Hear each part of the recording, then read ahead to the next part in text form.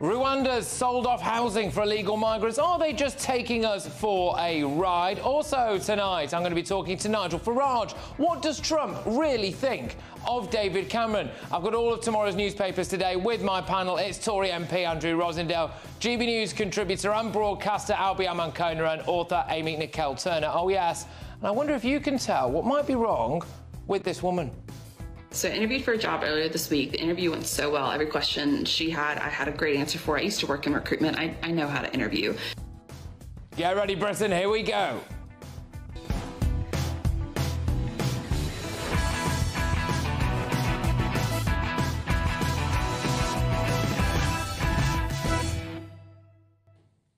I am wondering whether or not we should just send Rishi Sunak to Rwanda. This sorry saga has revealed a very telling thing. Rwanda is tarnished by its association with us, and not the other way around. Rwanda has started selling off houses earmarked for illegal immigrants sent there under the £500 million Rwanda plan to locals. Apparently, 70% of the 163 homes have been taken, with sold signs popping up in front of the properties. The irony here is that President Kagame has had enough and decided to put his own people first. He's housing his own people. He is prioritising housing and living conditions for his own citizens. Unlike our Prime Minister, it seems. Well, we've got these people getting ready to cross the channel, haven't we? And come to Britain to cost the taxpayer hundreds of millions of pounds and take up our housing stock. The Rwandans have bent over backwards for us. They agreed to a deal when few other countries would. They took the reputational damage from a load of middle-class racist lovies who, because this is an African country, just assumed that it must be an intolerable hellhole and said we can't possibly send people there. They've accepted delay after delay. In January, they offered to give us a refund if we didn't send anybody there. When Sunak was facing a rebellion over the Rwanda vote, they issued a statement saying that they would back out of it if he pulled out of the ECHR. Now Sunak needs to say he might pull out of the ECHR to get flights off the ground. They've done him a favour and said they'll still back the deal. This, by the way, is the same ECHR that other countries ignore all the time. France ignores them and just deports people. It's the same ECHR that has just ruled in favour of 2,000 elderly Swiss women and Greta Thunberg that entire nations could be taken to court if they fail to meet climate obligations. They are a bunch of complete Fruit Loops. Just ignore them, OK? We called all of this early here at GB News. We revealed the Rwanda files, showing the UK detention capacity is only 1,000. Only 12% of illegal arrivals will actually be removed, and 500 people was the max deportations to Rwanda in the first year. We revealed all of that before anybody else, OK? Great Britain can't even find an airline to fly people over there at the moment, and then today we get statements like this. Oh, the leaders, this is of course Kagame and Sunak, the leaders also discussed the pioneering UK and Rwanda migration and economic development partnership, which will break the business model of criminal gangs risking lives at sea. And the Prime Minister updated President Kagame on the next stage of the legislation in Parliament. Both leaders looked forward to flights departing to Rwanda in the spring. This is absolute insanity. Listen to Suella Braverman earlier today. Point is that I've got a fundamental disagreement with the government on the plan as it stands today. I do believe that we may well get a flight off, a token flight with a low number of passengers on it to Rwanda. That's not deterrence. Just look at this picture again. There we go. OK, just take a moment to appreciate that this is the Prime Minister of this great nation, OK, who has demeaned his office so much, it seems, that he is now using the President of Rwanda for clout. The Rwandans must be laughing at us. Or the grandees in the House of Lords who spend all day dribbling down their own chins and gorging on taxpayer-subsidised food and wine fail to understand is that it is now more damaging for Britain's reputation if flights to Rwanda don't take off than if they do, OK? We have been turned into a laughingstock. And it's not our fault. It's not the normal people's fault. If that first flight to Rwanda does ever leave the runway, I wonder whether or not Rishi Sunak should be on it. But let's get the thoughts of my panel this evening. I have got Conservative MP for Romford, Andrew Rosindell, GB News contributor Albie Amankona, and author and broadcaster Amy Nickell-Turner. Andrew, I've got to ask you, are the Rwandans just laughing at us now? I think the British people are appalled that we make laws and yet we're overruled by a foreign court that is becoming political and making decisions that go against British interests. So I'm not so bothered about what the Rwandans think, but I'm bothered about what the British people think. And the British people want their government to protect our borders, and so far we haven't been able to do that, and that's wrong. He's not going to pull out the ECHR, though. He should do. We should do, absolutely. It's not fit for purpose. Look, the intentions of the ECHR may have been great when it was first established, but it's gone way beyond its remit, and it's now doing things that go against our own democracy. We have to leave the ECHR and make our own laws to the benefit of our own country. OK, all right. I mean, Albie, it looks to me as though the Rwandan president is doing something that appears unthinkable in this nation. He's putting his own people first and he's giving them a bit of housing. Look, I just wonder whether or not the Rwanda plan is actually just a bad plan. I've supported the Rwanda plan in the past, but it's difficult to listen to the Rwanda files findings that you just mentioned earlier on, taking only 500 migrants in the first year, when we get that many over it. In some days in the summer, it can be that many people. I mean, I take the points that you make about the ECHR and leaving the ECHR, but that feels like a red herring to me, because even if we left the ECHR and we got the Rwanda plan off the ground, what, 500 migrants in 1 year, when last year we had, what was it, 60,000 that crossed the channel? He'd have done it by now as well, anyway, leaving the ECHR. I think he would have just done it by now. Well, we should have ignored them. You said it a moment ago, Patrick. We should have ignored them. We are elected as a government to do what's best for our country, and the ECHR shouldn't be overruling. Do you think the Rwanda plan is a good plan, Albie? I think that what is a good plan is to have a deterrent, whether it's Rwanda or somewhere else, the third country option, as Tony Abbott did in Australia with his sovereign borders policy. That is exactly what we should be doing. It doesn't have to be Rwanda, but that's where we've gone to. So you think it's okay for the government to not be within the law, to actually break the law with this illegal plan? Well, I think we should not have the ECHR dictating to us above our own laws. But what about the 4 Supreme Court judges who also said this is not within international law? As we've heard earlier, other countries ignore it. The ECHR should be advisory. It was advisory, of course, until Mr Blair brought in the Human Rights Act. So Labour have actually caused this very problem today. And if they get into government, do you think they're going to sort this out? No way. We've got a returns agreement, so we have to take 200 Rwandans. What I talked about is sovereign borders. So whether it's Rwanda or somewhere else, the principle that you have a third country alternative as a deterrent, because even if it's only 10, 12%, once people know that they won't be allowed to stay if they come here illegally, then there's a deterrent. So the people traffickers are the winners out of this. A lot of these people are victims. So really we need a policy that deters the boats. Then why not put a processing centre in France? Look, how much money have we given the French? How much money have we paid? $500 million. But you'd probably give them a lot less. Frankly, Amy, we've given them so much money. I'm basically feel now we should tow the boats back to France. So you would tow them I back? would, yes. So, like, break Should send the international Royal maritime Navy law. to protect our The Royal borders. Navy don't want to go. Well, they've said the they don't Royal want to go on Navy will do ethical anything grounds. So, Amy, how would you... They've actually refused in the past. How would you stop the boats, Amy? What's the left plan to stop the boats? Process people in France. And then do what with them? And then let people come and settle here. It's 113 people per constituency. Like no one's ever thought of that before. But this is what I don't understand. The Conservative government have closed safe and legal routes over the last 10 years, and then they get surprised when people want to come here illegitimately. What other option do these people have? We are 36 per capita at taking migrants, so we don't take our fair share. We could take a lot more people. We have job vacancies coming out of our ears. Populated countries. No, what? We have 6%. We're built upon 6% or something like that. We have Amy, so much potential for these people to come and contribute. What about potential for people who are already on housing waiting lists? What about potential for people who are young in this country and can't get on the housing ladder? I mean, can I ask you a question? Would you be happy if an asylum seeker processing centre for young men was set up near where your child went to school? I just really wouldn't care about that. You wouldn't care about that? This is people. We're talking about people like people from the UK, people from France, people from any country. Why is it that you have this bias against these people and you assume that they come with ill intent and you don't see them for what they are? So if you look at the people that came last year, the top people are Afghans, violence on the Iranians. beaches in Calais, of people coming over here. I mean, Amy, you know, I would say to you, I'm an elected MP, I represent my constituents.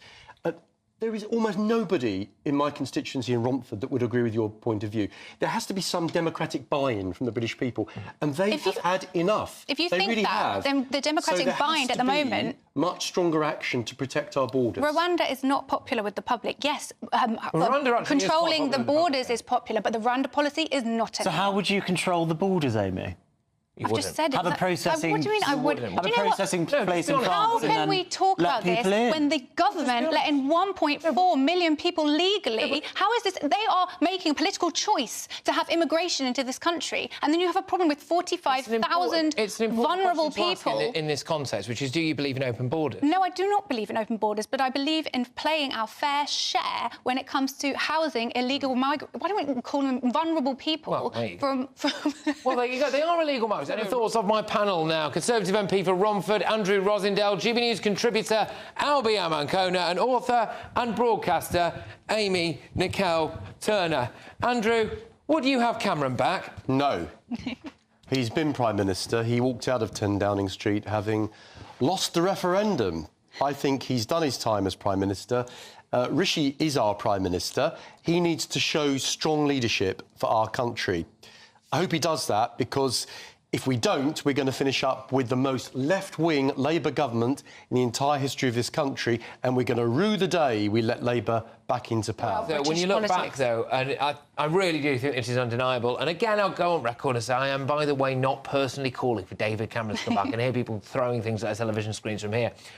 But he's a much better operator. And when you look at how bad at politics Rishi Sunak is, I mean, that's his ultimate undoing, isn't it? Rishi's not a good politician. Look, David Cameron's in the House of Lords. It's hard to see how you can have a Prime Minister who's unelected, not only as party leader, but also as an MP. So I don't think this is realistic.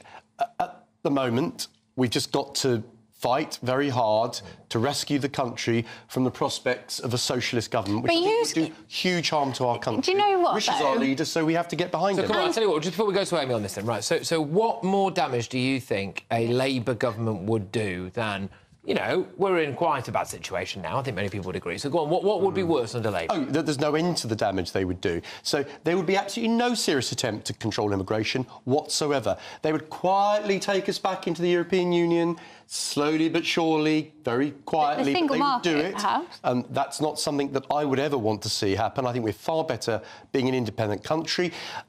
And, Patrick, can you name me a country in the world where socialism has worked? No. It doesn't work. It always leads to people being poorer in the end. Or like in Venezuela, eating zoo animals for food. You just can't call the current iteration of the Labour Party a left-wing Labour Party, the most right-wing Labour Party there's been for absolutely years. All the Corbynistas are hiding away. All the Corbynistas have been kicked out. As soon as Starmer's in They're not even in. They're not even in. They've been in lockstep with most of your policies. Do you think it's good enough to try and get people to vote Conservative by saying, well, look, Labour would be worse? I think what Patrick is trying to say is people feel that things are pretty bad as they are.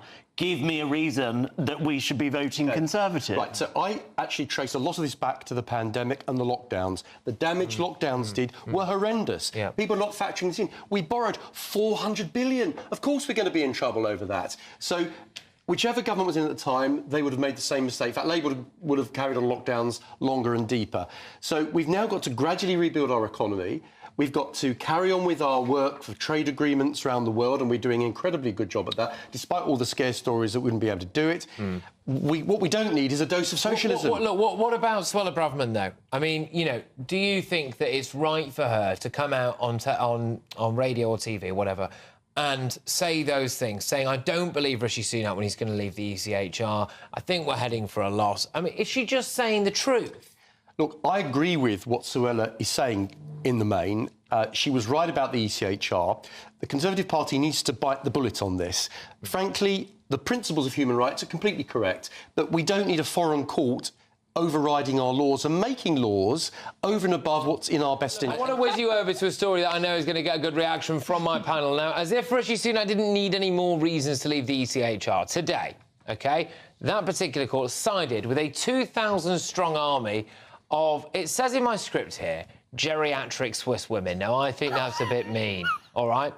but geriatric Swiss women, and it ruled that Switzerland's government had not done enough to combat climate change, a judgment that could have massive repercussions across Europe. Now, stick with me here. The group claims that older women's rights are especially infringed because they will be the most affected by extreme heat. So presumably Greta Thunberg, who celebrated with the women outside the Strasbourg court today, should be OK then. Now, look, this is a little bit silly, isn't it? And Andrew, this has to be yet another reason to leave the court, doesn't it? I mean, they're saying that any nation now could essentially be hauled before them and fined for not doing their bit for the climate. The European Convention on Human Rights and the ECHR, the court we're discussing here, these are unelected judges. They're politically motivated. What's happening now is the ECHR is almost becoming a government. It's dictating to nation-states what they should and shouldn't do. That's not the whole idea. Basic human rights, all decent countries should uphold. This is not their job. Yeah. And now they're becoming too interfering, too political, and they're losing their point, to be frank, and they're losing legitimacy. I mean, look, any court, really, seriously, that wants to side, Amy, with, gleefully side with, the likes of Greta Thunberg, I'm sorry, we shouldn't be a part of that. I honestly think this is a great demonstration of why we have the ECHR to protect citizens from the actions of their governments. And what's the Swiss government doing to harm its citizens? Well, they're not honouring the Paris Agreement, and this was the whole complaint and the thing. So all they need to do is act upon their climate inaction and be within the 1.5 degrees of emissions or whatever. What happens? And I think this actually sets a precedent. Amy, don't you see the democratic problem here? Surely the Swiss government are elected to make laws in Switzerland. Exactly. It's not for the ECHR to impose laws. But that's exactly why we need the ECHR, isn't it? In case our government sets some batty thing that's going to harm citizens. No, because the citizens are being harmed, and that's been proven. But what happens when Africa develops and they're emitting loads of carbon, so they've got better standards of life, and then it completely blows out of the water any net zero activity that Switzerland, one of the smallest countries in Europe, and the rest of Europe does? What then? No, because Switzerland should be abiding by the Paris Agreement, right? So the ECHR has knuckled down on that. Right. Brilliant. Well done, ECHR. We're going to draw a line on the ECHR and their bonkers, batty laws. Working in HR is rarely a pretty business, and a woman called Melissa Weaver learned that lesson the hard way recently after interviewing for a vice president of HR position with an unnamed company in New York. This is what she says happened. So I interviewed for a job earlier this week. The interview went so well. Every question she had, I had a great answer for. I used to work in recruitment. I know how to interview. So I thought it went great, but then I get an email from the recruiter saying that I'm not going to be moving on to the next round. And I emailed her back and asked for feedback. And she said that while my background was exactly what they were looking for, my experience lined up with what they need for the position, she was concerned that for my interview, I hadn't put in enough effort in my appearance given the level of role I was interviewing for.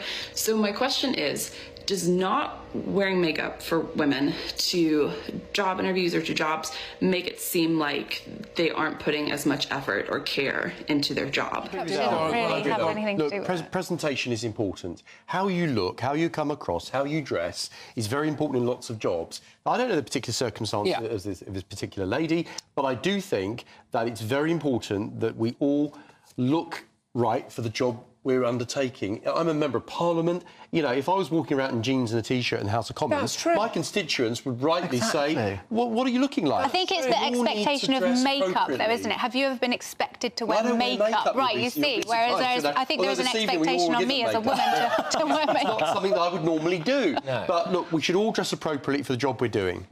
It's no different to in Parliament them saying, well, you've got to wear ties. I always hate it when I see it's completely ministers different on the television without ties. To reveal today's greatest Britain and Union Jackass. Andrew, we start with your greatest Britain, please. So my greatest Britain is our finest Prime Minister of my lifetime, Margaret Thatcher. Yesterday was the 11th anniversary of her passing. I regret the fact that we don't have that kind of leader running our country today. I really wish, for Britain's sake, that the principles she fought for can be restored. Yeah.